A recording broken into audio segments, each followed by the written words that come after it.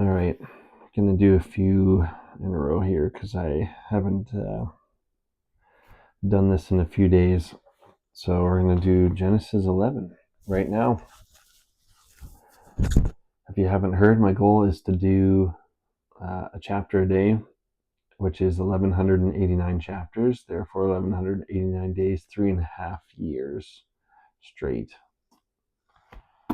So there's going to be a lot of videos, but I'm a little bit behind, so there might be a few nights where I have to do, or I'm going to do a few chapters at least to start catching up. So tonight's is Genesis 11, which is the Tower of Babel.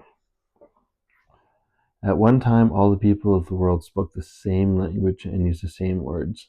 As the people migrated to the east, they found a plain in the land of Babylonia and settled there. They began saying to each other, "Let's make bricks and harden them with fire." In this region, bricks were used instead of stone. The tar was used instead of water. Then they said, "Come, let us build a great city for ourselves with a tower that reaches into the sky. This will make us famous and keep us from being scattered all over the world." But the Lord came down to look at the city and the tower the people were building. "Look," he said, "the people are united and they all speak the same language. After this, nothing will set them to do what is impossible for them.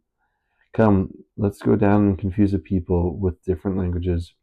Then they won't be able to understand each other." In that way, the Lord scattered them all over the world, and they stopped building the city. I'm very sorry, it's a small book. That is why the city is called Babel, because that is where the Lord confused the people with different languages. In this way, he scattered them all over the world. This is the account of Shem's family. 2 years after the great flood, when Shem was 100 years old, he became the father of Arphaxad. After the birth of Arphaxad, Shem lived 500 years and had other sons and daughters. When Arphaxad was 35 years old, he became the father of Shelah.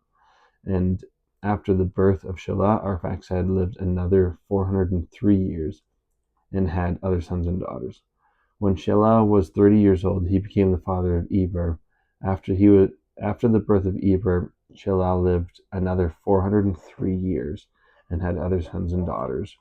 When Eber was 34 years old, he became the father of Peleg. After the birth of Peleg, Eber lived another 430 years and had other sons and daughters. When Peleg was 30 years old, he became the father of Reu, R-E-U. After the birth of Reu, Peleg lived another 209 years after and had other sons and daughters. When Reu was 32 years old, he became the father of Serug. After the birth of Serug, Reu lived another 207 years and had other sons and daughters. When Serug was 30 years old, he became the father of Nahor. After the birth of Nahor, Serug lived another 200 years and had other sons and daughters. When Nahor was 29 years old, he became the father of Terah. And after the birth of Terah, Nahor lived another 119 years and had other sons and daughters. When Terah was 70 years old, he became the father of Abram, Nahor, and Haran. This is the account of Terah's family. Terah was the father of Abraham, Nahor, and Haran was the father of Lot. But Haran died in Ur, in the Chaldeans, the land of his birth, while his father Terah was still living. Meanwhile, Abram, and Nahor were both married, and the name of Abram's wife was Sarai.